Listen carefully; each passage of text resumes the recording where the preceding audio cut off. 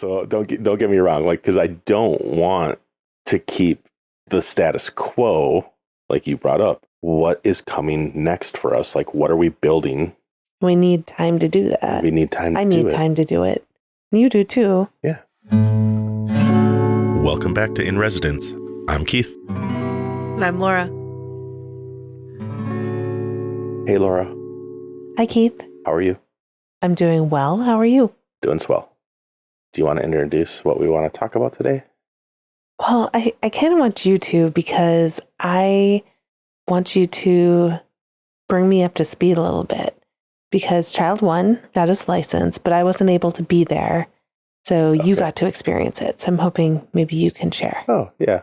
We drove to the DMV and filled out the paperwork beforehand and made sure I had like all the documents, which I didn't even really need. I needed so many documents for his permit. So I spent like the whole day before like wondering if this or that was proof of his residency and stuff. And I'm like, he doesn't get mail. He's still a minor, but he's old enough to drive. And so got there, grabbed like the ticket to like stand in line, but then didn't need that yet.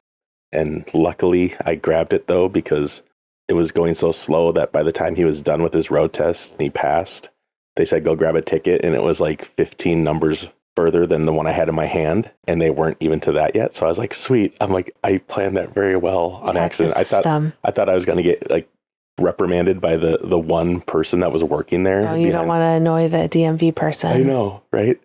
Or any service person. No, exactly. I mean, because they're trying to get their stuff done, you know? But like the subtext here is I could tell like, I don't want to annoy this person. They have a job to do and they want to get it done. And they have to probably deal with a lot of people that don't have their stuff together. Yeah, right. So I just didn't want to be one of those people. So for the most part, it was just low key, which I think is good. It meant he was prepared. Yeah. I made him drive there just to like shake the rust off, you know? You don't want to go into something cold. You know, you got to warm up and you don't do sprints without walking or jogging a little bit first, right? A little stretch going. But yeah, it took a while, you know, just our appointment started a little late, or his appointment, sorry. I feel so integral to this process. But yeah, he went out for like 10 or 15 minutes and came back and they called me over with him or sent him to grab me. And I'm like, I think this is a good sign. And he passed. The instructor said that she could tell he's done a lot of driving. Yeah. Because he seemed very calm and confident. And he's also just a calm and confident fella. Yeah. So he did a good job. I love you sent me a picture of just him with a thumbs up. I'm like, what does that mean? I hope that means good things. I think it means good things. Yeah. You know, mom is not keeping her cool. I think I sent you one of us. I'm like, let's send mom a picture of waiting. I'm like, she wants pictures. You said, get one with him by the car that he took the test in. I'm like, oh, that's a good idea. He got it done. Like so he should be getting, you know, he's got the paper copy, so he should be getting like the actual one. I think he was glad he got to keep his permit too. Oh, I'm like, cool. Yeah, I'm like, put that up that's somewhere. That's a good picture. A little keepsake, you know? Yeah. I don't know. Is there, like, I don't know what I'm leaving out because I experienced it. I love hearing or seeing the pictures and trying to figure out what they meant. So he sent me a picture of him by the car, him in front of the DMV with the paper. My favorite, though, is you sent me a picture of his test or like the thing where they wrote things on. Mm-hmm. And there's one thing about a curb, and I couldn't tell if he was too close or too far from a curb. It's too far away. Too far away from the curb. And there was another note that said, do not speed up. Was it, don't speed up towards the stop sign? Now, to be fair. I think that's the car, you said? To be fair, yes. It's the car. We used Grandma's car because it's in better condition. Well, it's smaller. Smaller than mine. And it's got all the safety features. And it's like you just want to set a good impression by having like a nice car. Like mine's got rust. My car's older than him. Yeah. Do you know what I mean? It's about his age. It's reliable-ish. Right. It's safe, but it has some rust on it and stuff. And I'm like, let's not go into this with any preconceived. And then he ended up wearing one of my old Metallica hoodies. And I'm like, this could help or hurt you.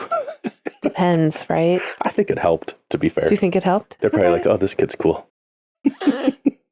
But yeah, I'm sure with like the curb and stuff, it was because we only had a few hours of practice in that car. And it's tricky for me sometimes if I'm in a different car. How close am I to the curb? Yeah. And I'm sure he didn't want to scratch Grandma's hubcaps or anything, No, I'm sure he did not. So, yeah. That's good. It's a big milestone.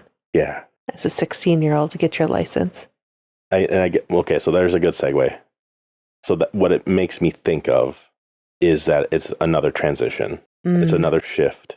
And it's very exciting because he is becoming more independent and he's getting some more freedom because now he has the ability to go and do things without having to ask if somebody can drive him. Yeah. And so it also is giving me freedom. And at the same time, like some anxiety and some nerves of like, are you safe? The first time he drove himself solo. Yeah. To go get like his school laptop and stuff. Yeah. And to tennis. And to go play tennis. Mm-hmm. I was tracking him. Oh, I'm sure you were. He probably knew it too. I was tracking him while he was doing his driving test too. Oh no. Like sitting there. Nervous dad. Yeah. And I'm like, well, what? I'm like, I can't not look. And I thought it was kind of cool too. I think I sent you a video of him backing out of the driveway and like going out. You did. I got one also of him and his younger brother going out for a drive too. Yeah. So I can't going remember over to swim. Yeah. You sent me them both. Okay, good. Child 2 didn't look too comfortable. He's a little dramatic. He sent a picture of him like kind of freaking out and he was being funny. That was before they even left the driveway, I think. He's a little bit of an actor, I will say. He likes drama. So that's like, it's just making me realize that there's another shift coming and it's not like it's like super turbulent to me. No, it feels natural. Yeah. Well, but it's a shift. But it's something I want to be aware of so that I don't all of a sudden one day I'm like, why am I cranky or why am I upset or sad? And it's because I wasn't paying attention to the fact that things are changing. Yeah. And it's probably hitting me a little more because we made the transition a year ago. Yeah. With your career and having a job in a different location, right? And people have probably heard us talk about every time now since that happened. That's a big shift. Yeah. We knew we could do it, but we could also say, I think we can do it. And it seems like we should be able to do it. And we also don't know what we don't know. So we need to continue to check in with each other. Yeah. So like all of these shifts are bringing up for me the midlife thing. And I don't want to call it a crisis. And the thing I really like is Chip Conley. I know of him through Seth. Okay. What I know him for the most is he's got something called the Modern Elder Academy. Oh, you've told me about that. And they call it a midlife chrysalis. Huh. Because it's transition, it's change, and it's kind of before you emerge as a butterfly. Yeah. So like I was just trying to work through that a little bit, and like I was journaling and using AI a little bit to bounce ideas off of and stuff, and it helped me get some words of like, oh yeah, like the familiar rhythms that you and I used to have when we shared the same space 7 days a week, they're disrupted. And it's kind of affecting our normal patterns, right? They're just not there anymore.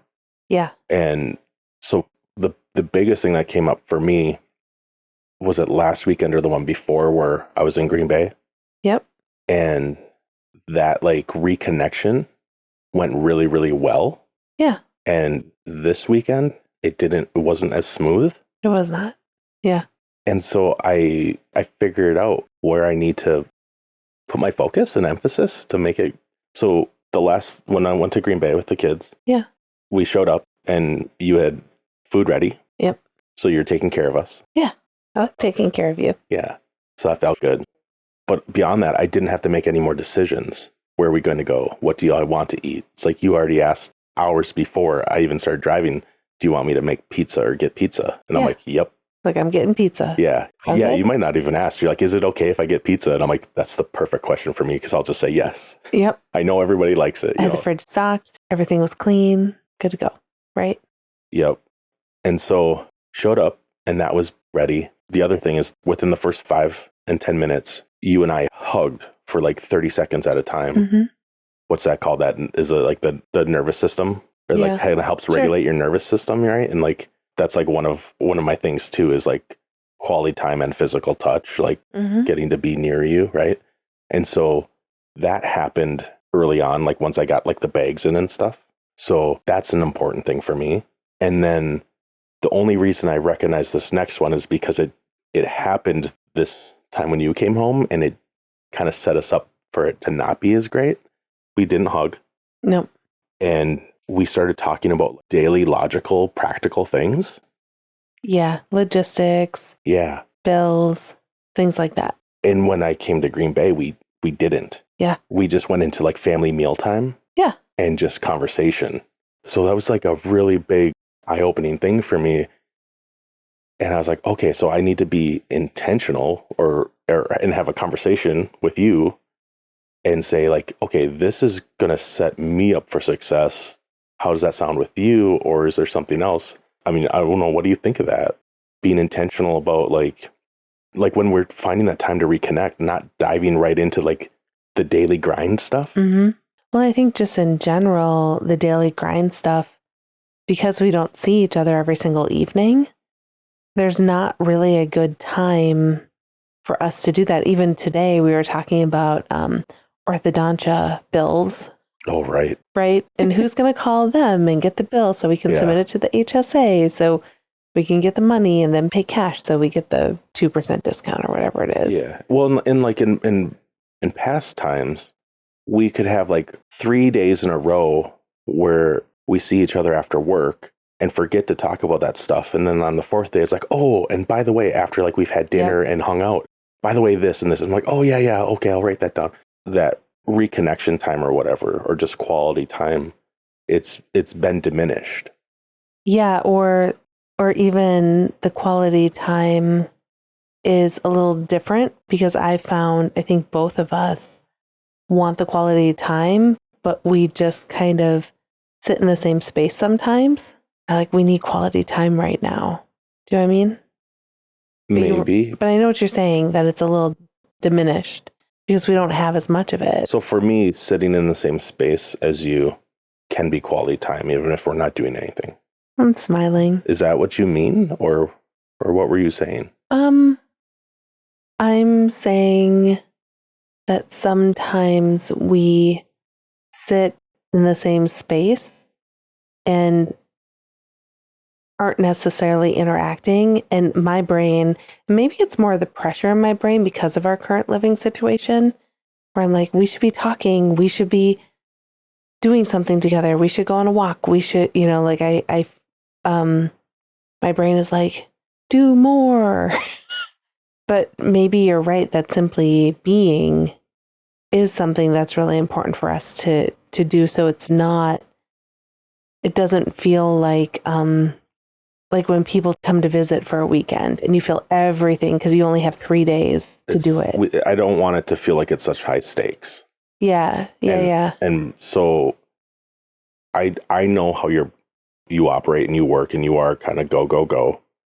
And so what I'm probably trying to ask you is, can we make sure that doesn't happen for an agreed upon time when we haven't seen each other in like 4 days? Mm-hmm.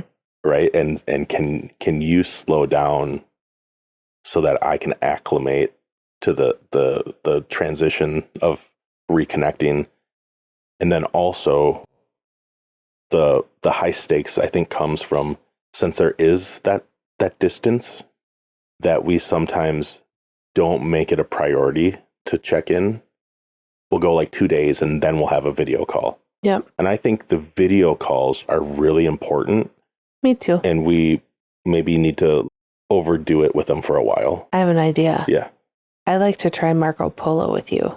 Is that like a video messaging app? Uh-huh. Okay. I think we've talked about that before. Yeah, I'd like to try that and see, because it's more the mundane little check-ins and it's asynchronous. Is there any problem with me just recording on my phone and sending it to you in a message? I have no idea. Because I don't think we already have an app where we can send a video. I suppose we could try that first. Like, I don't need another app. if I don't need another app, I don't want one. So I Yes. think if it, yeah, but if that's what we need to do, look at me being hesitant and resistant to something you suggested. Technology. What What? the heck? I meant, do we need another app, or is that complicating it? I hope it didn't come off as a rejection. I'm like, oh, do we maybe don't need to overcomplicate this? Like, we have video capabilities on Or our we phone. could simply do a snap to each other. Are you talking about Snapchat? Yeah. Okay, I'd have to figure out how to make it work.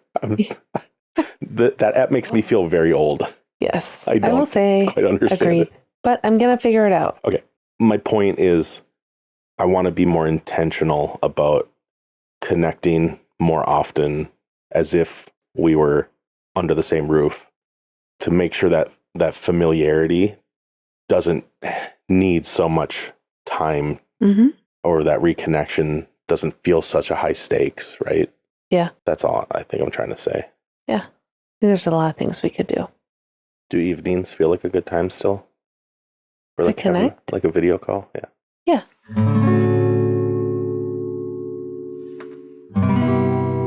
I have one thing that I'm focused on at this point in our lives is trying to figure out what is my next step from a career standpoint. Don't get me wrong, I'm not looking for a new job. I like what I'm doing. I love where I am, but I'm always thinking 5-10 years down the road. So I keep thinking in my 50s, what is it that I'm going to want to show up and do every day? Mm-hmm. And I've thought about, do I want to be a president of a college or university? Do I want to be a consultant, a coach, something like that? Or do I want to do something completely different that you and I build together, or some combination of all of that? I don't know, but right now I know is the best time to build that. And so I use my evenings often to work on things that can help build towards that or explore. So whether it's journaling or writing or, but I think we can fit in and make sure that we're making time for each other, but still not having it have to be like a 6 o'clock to 9 o'clock Oh, absolutely. call every Yeah. single night, because then I get nothing done. Right. And that's hard. That's stressful for me. Well, because then that would be similar to what we're used to, which is get home, done with work, exhausted, not wanting to do anything. Let's sit down and just watch Netflix. Mm-hmm. Kind of a version of that, except for it would be a little more noble, the fact that we're connecting. But part of what we were doing or have done on some of the longer calls is watch shows together, which I don't think is bad. Actually. And that's every now and then, that's a great thing to do. But if we're looking to level up Mm-hmm. as we keep moving through this transitional phase and looking to the future, if you want different things, you need to do different things. Right. And so, like, I'm on board with finding like the right amount of time to maximize feeling connected, and then saying, okay, now I'm going to go work. Just like if I come home from work and I say, hey, let's have dinner, we eat, we chat, we talk with the kids. And then you're like, okay, I'm going to go garden, or I'm going to go read a book, or Go on a walk. or I'm going to go work on my project. Mm-hmm. Another thing is like a co-working space. Yeah, I was going to just say that maybe some of the times that we connect during the week, since I know I really want to get this done, and I know you're working on producing a podcast and our project together and writing, maybe instead of saying, okay, let's hop on a Discord and hang out and say, how's your day? How's your day? Mine was fine. Which is good too. We need to do that. Mm-hmm. But maybe we say, you know what? Tonight we're going to just be in the same space and co-work together and work on our project together, but doing different things, but at least having that channel open so we can see each other, that we're present, that we're, engaged and checking in. And depending on what we're doing, I would probably mute myself as I'm going about so I don't distract you. But if we can agree upon, if the work permits, like what we listen to or something, like I can play that, or have something on if that works. But a lot of times with what I'm working on, I can't listen to anything else. I would have to mute you or have not have something come through if you wanted to have something on your side. That's the hardest thing with this work for me is I can't listen to music or anything else while I'm editing audio. Well, yeah, that makes sense. It's what I'm so used to working with something coming into my ears that helps me move through the work. And then now what I'm listening to is the work. Right. So it's one of those things where I'm like, okay, that's probably like 50% of why I want to get faster, better, and find a good AI version of the editing and stuff is so that I can get back to like listening to things. That's not us. Makes sense. But It makes anyway. sense to me. Yeah. So maybe what we could try, because sometimes it's just nice to try something. So maybe this week, maybe what we do, so typically we connect Tuesdays and Thursdays around 7. Yeah. Maybe what we can do is... Doesn't that sound like not enough when you think about it out loud? Yeah. Like I didn't realize how little time that is. Yeah. Considering we used to spend every moment at home together. Yes. After work hours. Right. Anyway. So I think it'll be interesting because I have some routines that I kind of have built in throughout the week. So I get up at 3:30 in the morning and we'll go back to Green Bay tomorrow. And so normally on Monday nights. On Mondays, yeah. I am spent by 8. Yeah. But Tuesday, if we connect, Thursday, maybe Wednesday, try co-working space, and then Friday I'll be home. Well, Monday could be a really good opportunity for us to like have that built-in time restraint of this is simply for us to get on a call, make sure your day went well, see how you're doing, and then be like, all right, I'll talk to you tomorrow. Get some rest. Mm-hmm. That might be like a good built-in parameter to like on a different day, it might turn into you hang up first. No, you hang up first. Yeah, so that's what I'm thinking. That's what I'm worried about. That's what I'm a little worried about too. So don't get me wrong, like because I don't want to keep the status quo, like you brought up. What is coming next for us? Like, what are we building? We need time to do that. We need time. I need time to do it. You do too. Yeah. And so that's always because to be honest, I mean, when I was living on this side of the state, we spent a lot of time together, but not every single minute. Correct. And once you get on a voice call, it's like 100% of the minutes. I'm even like holding you as I'm like trying to do laundry and walking you as the iPad back to the laundry and then back to the closet to hang stuff up and back to the laundry. I don't know. But it's one of those where I'm like, I simply need to do chores because I can't do laundry in the morning because the quiet hours. Mm-hmm. And I can't do it late at night because, let's face it, I'm sleeping. And quiet hours. Yeah. Not that you're up that late. No, I'm not up that late. And so I really only have a couple hours a night. Yeah. But I'd like to try and see how can we maybe build that a little better. I think we each deserve a few minutes of each other's time in the evening. Yeah. Yeah. I think that sounds good. It'll be a good experiment. And then we can see how it goes. Yeah.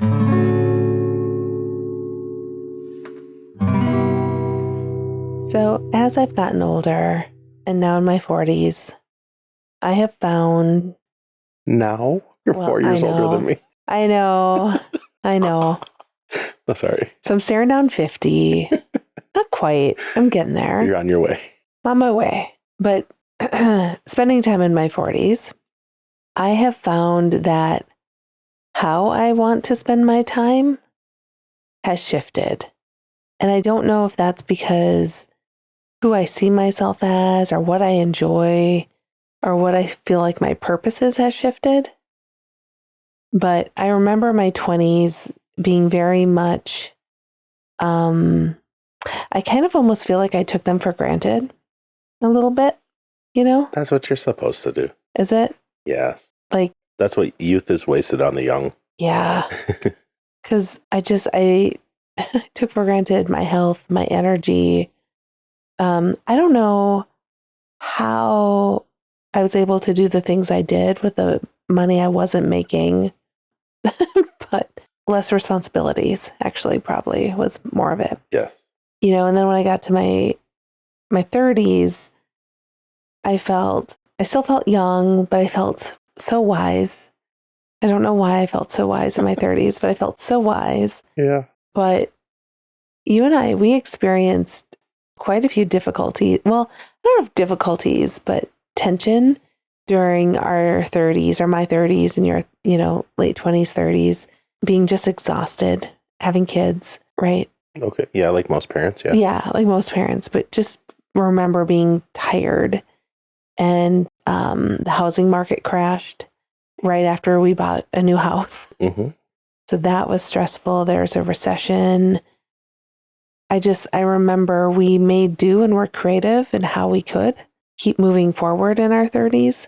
I remember feeling more connection with family and trying to have things be simpler, continuing to figure out how to move forward with what we had. And now in our 40s, I feel pretty solid. I feel like I have a good sense of where I want to go, even though I don't fully know. In the past, I would have been like, oh, people are going to judge me if I don't know where I want to go. And now I'm like, I don't care. I'm going to figure it out. Part of the process is figuring it out, right? Exactly. You don't have to be quite as anxious about not knowing what you don't know. It's more of like, of course I don't know what I don't know. Or not having what other people have. Like that's another, like my 30s, I was much more like, oh my goodness. Well, I know, but I was like, gosh, did you see so-and-so has a pontoon? I want a pontoon. And you're like, we're not pontoon people. I'm like, when have we ever been on a pontoon? We can go rent one if you want. I'm like, you got to stop looking around, girl. Like, let's focus a little closer to home here. Yeah. You've always been a little more adventurous than me, though. Yeah. But I feel like in my 40s, I'm less, let me do this because everyone's doing it. And I'm more, here are the things I truly want to try. So let's go after those. Mm-hmm. I guess I'm saying all this because this definitely, it feels like a process, but I feel pretty comfortable where I am right now and how I'm feeling and approaching things. And so as I've aged, I feel like I have many of the hats that I've always had, they've changed slightly. So being a mother, a daughter, a sister, a wife, a friend, an employer, a boss, all of those hats that I wear, but I feel like I approach them and they're just all slightly different, and probably rightly so. Yeah, things change, right? Yeah. And thinking about that, I've thought about the kids quite a bit because they're getting older. Mm-hmm. And being a mom to our two amazing kids is different than it was, say, 10 years ago. Very different. Oh, yeah. I mean, I feel like 10 years ago, I was just trying to make sure child two didn't run into a wall. Right. And why we shouldn't white bookers on the wall. And now it's we're talking about their dreams and their goals and how do they know what to aspire to be. It's really exciting to just have that shift. And I don't know if I hadn't paused to think about it in preparation for today, I don't think I'd always notice that the shift has gone so much from day to day teaching them things to really helping them shape their future. Yeah, it's more support and guidance when they're perceptive to it or when we notice that we really need to step in. Yeah. Versus making sure they're safe. And, Right. Like they are independent. They know how to navigate most situations. And yeah, there's a bit of there can be a sense of loss at what was, but then there's also some excitement at what is going to be or what has become. And I think like getting the driver's license has really made that clear. But it's like they're getting more freedom, and now so am I. And it made me think of that. It's that quote from Poke the Box, from Seth's book. where, when you find yourself with all the time that you wish you had, when you finally get that time, are you going to do the things you said you were going to do? And so I think that kind of that reckoning with like, what is my identity as in like all of my roles, husband, father, son, brother, all those things, like you said, they're shifting and they're changing. They always are. But the closest relationships I have with you and our kids, those are the ones that are really going through where we used to be and where we're going to be. Like, we're really in the middle of that. Yeah. And I just so happen to be middle-aged while that's all happening, so it's like a double whammy. Yeah. So it's definitely kind of a reckoning with, what's my purpose? Where do I want to spend my time and energy? What my purpose was 5, 6, 7, 10 years ago, I got used to it. It was a habit. I got really good at being diligent and vigilant and making sure everybody had what they needed, and predicting, okay, if we're going to baseball after school, then before I pick them up from aftercare, I'm going to heat up hot dogs and I'm going to wrap them in tinfoil. And then I better grab some, Gosh, I forgot you did that. Some Cheez-Its and stuff, and I'll go get them some cold drinks. And that's how I would spend my time, is prepping so that they had what they needed. Yeah. That was my purpose. Like, I found purpose in that.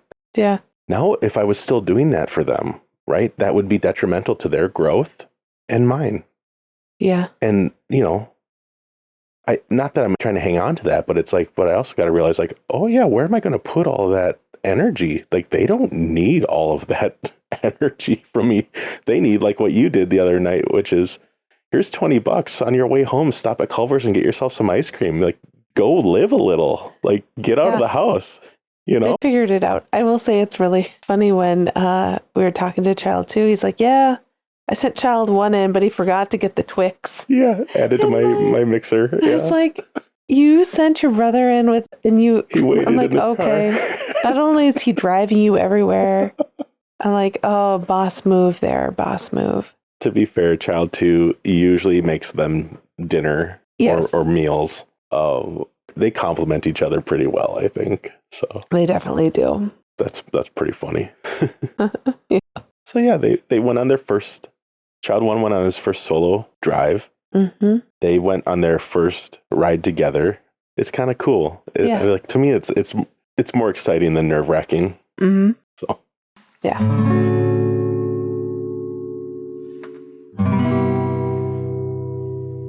Did I get you off track? No. Okay. No, I keep thinking about those different aspects. Even so, we have our kids who we're raising, and again, being more of that support and helping as they shape their future. Mm-hmm. And then we have our parents too, who we're trying to be there for as well. And our parents, I think, really are enjoying their retirement and doing the things they love, right? Fishing and gardening and travel, doing all the things. One thing that I thought about, and I think it was Mel Robbins that said this, is that your parents are living their life for the first time at their age. And I don't think you always realize that, because you always think your parents know and have access to more information than you've had. So I'm thinking, and maybe our kids don't think that about us, but I remember. They do, actually. Do they? I've told them that. You've told them we know more than them? No. Oh, sorry. I've told them both, not a perfect anything.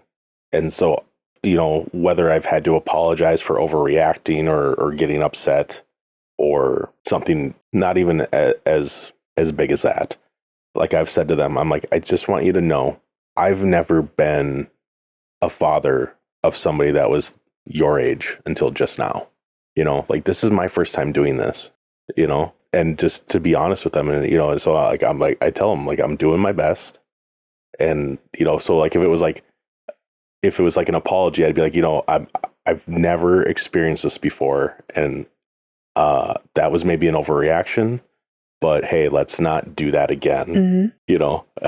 So So sorry. Yeah. Yeah. So that's what I meant. Like I mean, they probably don't remember me saying it because I probably haven't said it in a while, but within the last couple of years, I've said it a handful of times to each of them. Like, I'm going to give you grace, but I also want you to give me some too, because I've never done this before either. I've never been the father of two teenagers until you both became teenagers. Right. Like, so just trying to keep it like real with them a little bit, Yeah. but it's also Good to name ultimately it. like my responsibility to usher them through these like different times, you know? Mm-hmm. Yeah. I think that's a really good example because that's what I'm thinking about even our parents, right? Just knowing that this is the first time that they're interacting, right, with their middle-aged kids Yeah. and teenage grandkids, Mm-hmm. you know, and that's different. They may have seen friends do it, or maybe they remember their parents, but it's different when you're the one living that life. So I was just going to say that that's helped as we kind of go through those relationships, show up with grace and with patience and centering love around all of that, because we're all showing up and doing the best we can and knowing this is the first time any of us are actually living through it together in this way. So I think that's really important, just to ground ourselves. The thing that's helping me with that, whether it's with you or the kids or any relationship, I guess, if like say maybe so say the kids do something, I'm like, what were you thinking? Like, why would you do that? Like, say I'm thinking that in my head. Yeah. Instead of reacting, asking myself, what did they have to gain from doing that? Or what was in it for them? Trying to see it from their side, right? You know, or the same with you. If like, I'm not quite sure why you're making the decision you're making, instead of me being like, why would you do that? You know, like with a little bit of tone in my I was voice. like, that's going to go well. Which is but yeah, not going to go well.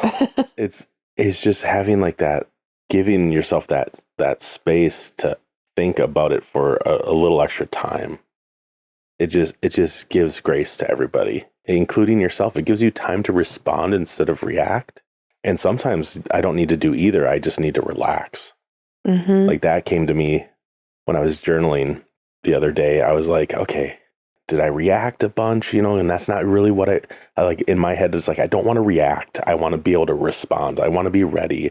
I want to be in a good state so that I can respond to people's requests or things that pop up. And then I'm like, you know, there's another thing. Maybe I just need to relax. So it's going to be like one of my new little check-ins with myself is like, did I relax enough? I probably didn't have to do anything. I didn't have to react or respond. Mm-hmm. So. I think relaxing is important, and understanding what we choose to spend our time on is important. One thing I don't necessarily want to admit is that I don't want to spend my time doing a lot of cleaning. I don't really want to be weeding. I don't like doing like the house repairs. So I was just out sitting on our deck as I was prepping for this session, and I looked up and our soffit was definitely tucked in underneath. And I'm like, oh, those like 90-mile-an-hour winds, I bet it messed up our roof. No, it didn't mess up the roof. It's just the soffit. Well, it looks roof-like. No. It's just roof adjacent. It's just the soffit. Yeah. I'll get up in there and I'll get it down. Oh my gosh, I don't want to spend time doing that. You're not going to. I know. Or like washing the side of the house. I looked over, I'm like, the side of the house needs washing. I don't want to spend my time doing that. And so we know somebody that needs gas money. Yes, that's true. I know. I have thought that's maybe one of the most exciting parts of this is that, I mean, I thought I was going to be able to convince the kids to weed my garden while I was in Green Bay. We even had a negotiated hourly rate that child 2 had brokered. But they have not wanted to weed. So that's hilarious. That's a thing. But I guess I want to use my time for connection, for creative projects, for relationships. And I know some of the other things are adulting. I just need to get over it and just do it. Mm-hmm. But there are parts of me that are just like, you know what? I think the weeds might just need to be a little taller this year. They're going to get pulled every week. Mm-hmm. I'm going to clean the side of the house, but maybe it's in a couple weeks when I have a little more time and energy. I don't know. I've been prioritizing other things. I don't think that's always bad, but It's good to prioritize. yeah. Maybe being in my 40s, I'm like, I don't care if people think I haven't done enough to pull enough weeds. Yeah. There's enough flowers that it makes up for it, I think. Yeah. Yeah, exactly.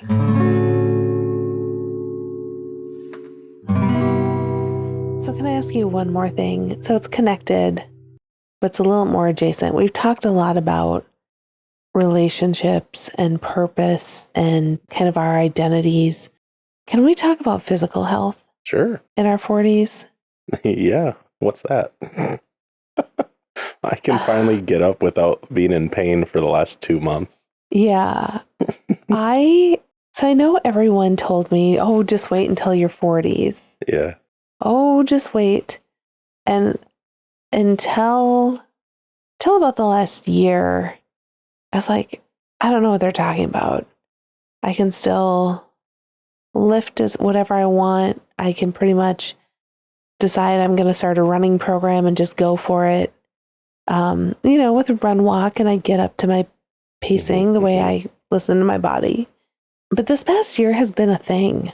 Our brain still thinks that we're a certain age that's several years younger than we are, I think. Yeah. Like that, because that's what happened with me with my back. I just overdid it. Repetition after repetition of stuff on the tennis court. And I've never experienced that before. I've never overdone it that much. Like I've worn myself out like in the gym and been sore for 2 days, a day and a half after. Like good muscle sore. And that's exactly what it was. It was like, right? Oh, that means I worked out. Yeah, I'm going to embrace that. This was a new level of like, oh no, what did I break? Mm-hmm. Having to go to the doctor. It's like 8 weeks. Oh yeah. Right, at least. I mean, it's still, it's not quite as bad most days, but like, I'm still like, I think after 90 days, I'm going to be very critical if it's not something that I don't even think about. Like right now, I'm just like, okay, that 90-day mark is kind of one of those things where it's like, that's when I can maybe push myself a little harder than I am starting to now. Yeah. Yeah, I want to start lifting again and doing some other things. So anyway, I'm rambling about my back. I'm sick of talking about it. Health is important. For me, I think it was in April, and then in May, I was on a medication and probably, as my doctor said, having fun. So drinking IPAs, I love IPAs, having burgers, things like that. Yeah. And had a couple gout attacks. Yeah. Who has a gout attack? This girl. And I've had sprains and breaks and different things in my body, but that attack was no joke. I even bought crutches. Just in case. When my back was so sore, I was like, oh no, she took them with her to the apartment. Oh. I think I might need them. I was like, I might need them to get up the stairs. Just because I'm just so in rough shape. Like, and I'm like, I don't even know if that would help. I'm like, the only thing that would help is that so I could stop moving and lean on them while I'm trying to get to the couch or from the bed to the couch or something. Yeah. Oh, yeah. But having those little setbacks definitely, at least for me, it made me move less. And then other things started happening. Like I had a tight hip. Then my shoulders were really tense and I couldn't move my neck very easily. I'm like, what is happening? Right. So when you're in it, you have to restrict what you're doing so you can heal. And that's what I've been doing. But then it becomes a habit almost. So like I'm in the habit of not moving as much. So now I have to break that and I have to get back on like a streak of going out for a walk. Yeah. And I've done one walk, like an intent, like I walk, and we were walking the other weekend when we were in Madison and stuff. But I'm talking about like intentionally going for a walk. I'm gonna go on a walk. This today. is part of my plan. nothing puts things in perspective like kind of like a health scare. And mine is, and I don't mean to overblow mine. I thought something was really wrong. I lost my autonomy. Yeah, it wasn't. Like it wasn't great. It was but not good. I was pretty sure I was going to be okay, but I just was like, oh, but I might need surgery. Like I don't know why does this hurt so bad? And then it's just because I don't have the best mobility, or something, like because of like some joint or tendon or nerve. And I'm like, okay, I got lucky. So it definitely, like, I have health goals and we've talked about them, but this was like another little wake up call of like, okay, let's do the things I have to do to get healthy enough to start doing more. That's going to help me get to where I want to be. Exactly. I mean, that is something I've been focused on of, okay, so switch the medicine that got you into the gout area, gout zone. Yeah. I'm on that. We're good. But now it's one of those, I've been doing physical therapy for my hip, for my neck and shoulders, and I've been incorporating a gentle walk. Something that I look forward to that fills my cup. And so those are the things that I'm trying to do and just make a routine. Really important to listen to your body and be patient. Are we saying what we're trying to do so that like we're like held accountable? Is that what's happening? That wasn't necessarily. Because I'm trying to go for walks and I'm trying to stay hydrated and focus on my sleep. Okay. Those are 3 good things. Bad sleep hygiene. Yes. It's like the first thing that goes for me. So that's true. I got water on lock, so I'm pretty good at drinking my water. Sorry, I feel like I just bragged there. I wasn't trying to. It's all right. You can. But yeah, I get like 100 ounces of water or more a day, which I'm like, I think that's too much. I like it. It's probably my body likes enough. It. But I am doing my strengthening exercises every day, trying to go on a walk twice a week, at minimum. And then the other thing I'm trying to do is not eat so close to bedtime or drink wine or beer so close to bedtime. Yeah. So we have Aura rings that tell us how we're doing sleep-wise. And when I have wine or beer too close to bed or I eat too close to bed, my score the next day for readiness for the day is way down because I'm digesting food. My heart rate's not down. It's accurate too. It is. Because I feel like garbage if I eat after 7:00. Yes. I feel horrible. Exactly. Me too. And trying to limit my alcohol also, by the way. Yeah, me too. We're on our way. We are.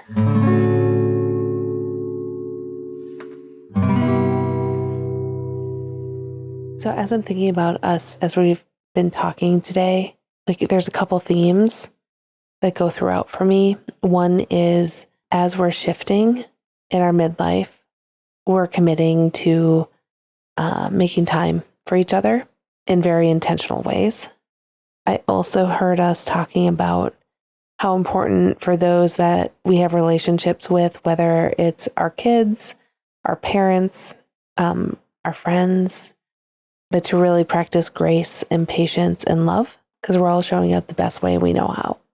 And listening to our body, being gentle with ourselves, but still leaning forward and into wellness. Because now is the time to make ourselves, as one person I listened to a podcast on says, I want to make you a cockroach as difficult to kill as possible. So now is the time for us to really lean into that and get to as healthy a point as we can as we continue to move into our 50s and beyond. I mean, I came into this thinking of, okay, how are we navigating these shifts and these transitions? And, like with what you just shared and what popped in my head kind of brings it back to like the driving is like, check your blind spots. You check in with yourself and how is my health? How are my relationships? How is work going? Like these different facets of our life. I learned about giving them like the red, yellow, green. And I did it earlier today with my weekly check-in. My health is yellow if I'm being generous. It means it needs improvement, Relationships, I always want to be improving and paying attention and giving energy to those. And so I just check in, and same with work, I can be doing more, not in an oppressive way, but I want to hold myself to a standard so that I'm being productive, and same with practice. Like, I think of practice as play and learning and fun, like that needs time and attention also. So when we get caught up in the daily things, I think we can kind of grow these blind spots where we're just not quite paying enough attention to the things that are going to get us where we're going. Like you said, like that grace and that awareness. And so I don't know. Yeah. Maybe that wraps it up nicely. I don't know. I think so. You've got me, you have a few things for me to journal on. Oh, good. From what you're talking about. Okay. So, what are you going to journal on? I'm going to journal on how we can, checking in with myself on wellness of how am I doing from a health standpoint, relationships, and then also work. Those are 3 really big and important areas of my life. And I think being able to journal on that and check in, like you said, you check in and you have that green, yellow, red. Whether you use green, yellow, red, or just simply check in and have some honesty with yourself on the page, I think can really help you center yourself of where are you now and where do you want to go? What are your goals? What are you excited about? And just get after it. Yeah. Awesome. Anything else? Do you want to pull a card or something today? If you say it, you want to do it. So let's do it. Let's do it. Okay. So, what is the universe telling you need to know today? So mine says, success is following the pattern of life one enjoys most. Al Cap. I feel like that's pretty applicable to what we talked about. All right. I'm just going to savor that a little. Cool. Good to savor. Yeah. What do you got? So I have Do What You Can with What You Have Where You Are by Theodore Roosevelt. Yes, do what you can with what you have where you are. Whether you're in your 20s, 30s, 40s, or beyond. I 100% agree with this. Okay. Because it's basically saying you do you and lean into where you want to go, right? Yeah. Let's get out of here. Sounds good. All right. Thanks, everybody. Thank you. Bye. Bye. I love you. Love you. I think one of my favorites is somebody called it cougar puberty, which made me giggle so much. Oh my gosh. And I don't know exactly why, but it just, because our kids are going through puberty and apparently I'm going through cougar puberty. So yeah. I think that's pretty funny. Anyway, sorry. Back to the topic.